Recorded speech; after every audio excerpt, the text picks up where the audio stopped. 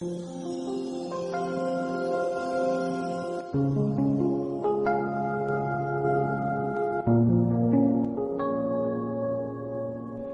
of the 34th week in Ordinary Time. A reading from the book of the prophet Daniel. Daniel said to Nebuchadnezzar, "In your vision, O king, you saw a statue, very large and exceedingly bright, terrifying in appearance as it stood before you. The head of the statue was pure gold, its chest and arms were silver, its belly and thighs bronze, the legs iron, its feet partly iron and partly tile. While you looked at the statue, a stone which was hewn from a mountain without a hand being put to it, struck its iron and tile feet, breaking them in pieces. The iron, tile, bronze, silver, and gold all crumbled at once, fine as the chaff on the threshing floor in summer, and the wind blew them away without leaving a trace. But the stone that struck the statue became a great mountain and filled the whole earth. This was the dream.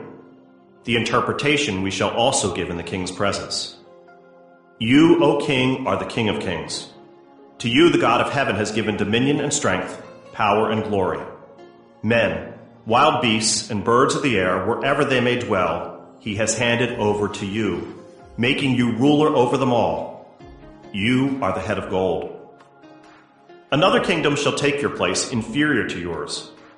Then a third kingdom of bronze, which shall rule over the whole earth. There shall be a fourth kingdom, strong as iron. It shall break in pieces and subdue all these others, just as iron breaks in pieces and crushes everything else.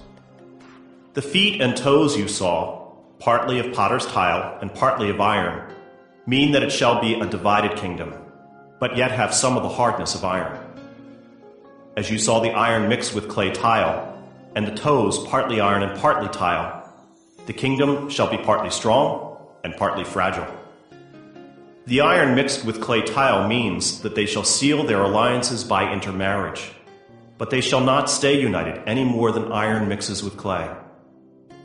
In the lifetime of those kings, the God of heaven will set up a kingdom that shall never be destroyed or delivered up to another people. Rather, it shall break in pieces all these kingdoms and put an end to them, and it shall stand forever.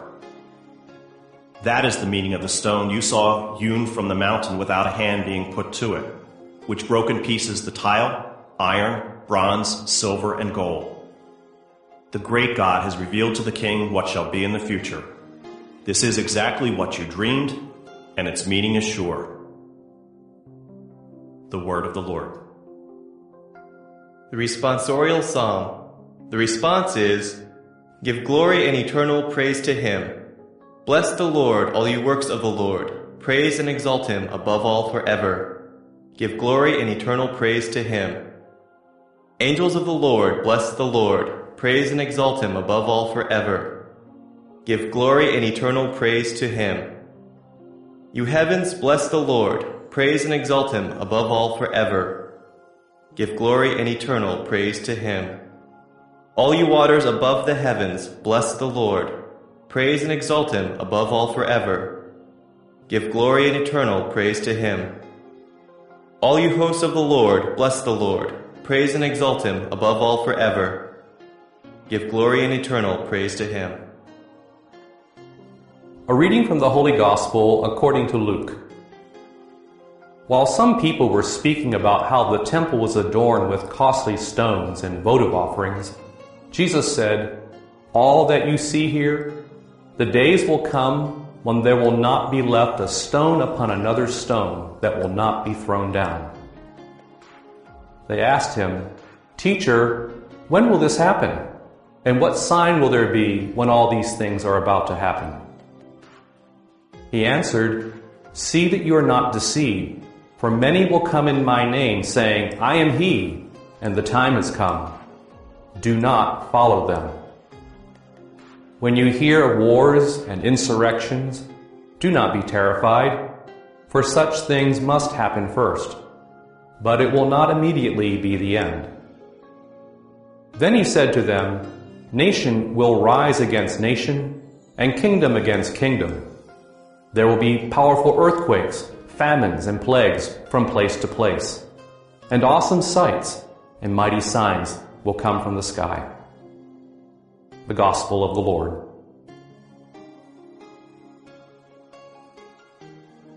The first reading comes from Daniel 2:31-45. In this passage we hear about Nebuchadnezzar, the king of Babylon, who has a dream. And this dream is of a great statue, but the statue is made up of various materials, in layers. The top layer is the most precious, it's gold, then silver, then bronze, then iron. And then its feet are made part of iron and partly of clay. And the king doesn't understand what this vision is, and of course none of his wise men can interpret it. They call in Daniel, who is a figure of wisdom, who can interpret the ways of the Lord. And he explains that the various levels of material represent empires.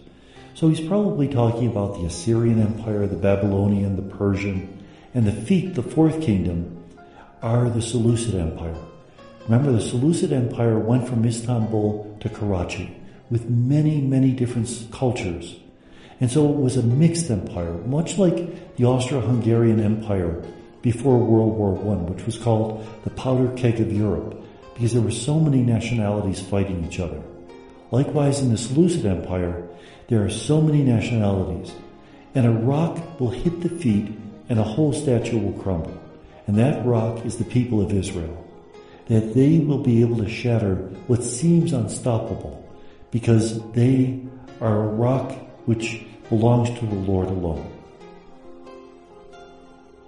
In fact, this is a rock which was hewn from the mountains, much as the rocks that were used in the altars of the temple were hewn.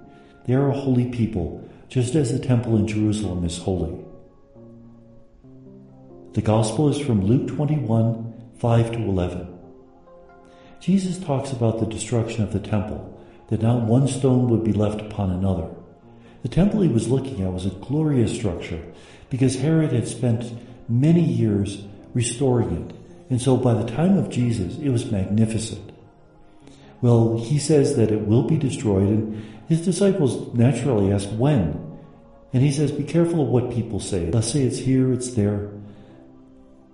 Before the end, nations have to fight against each other. There'll be great earthquakes, plagues, famines. There'll be a time of tribulation. Now, exactly when is that? We don't know. In the book of Revelation, they give signs for the end of the world. Mountains exploding, stars falling from the sky, sun turns black, moon turns red. Mountains exploding are volcanoes. Stars falling from the sky, meteors, comets, sun turns black, eclipse, moon turns red, harvest moon. When do these things happen? All the time. When should we be ready for the end of the world? All the time. And I always tell people, what is the greatest sign of the end of the world? Gray hair. When you look in the mirror and see gray hair, you know you won't last forever. So today is the day to be ready. Today is the day to make sure that when the end does come, there's nothing left unsaid and nothing left undone. And may God bless us.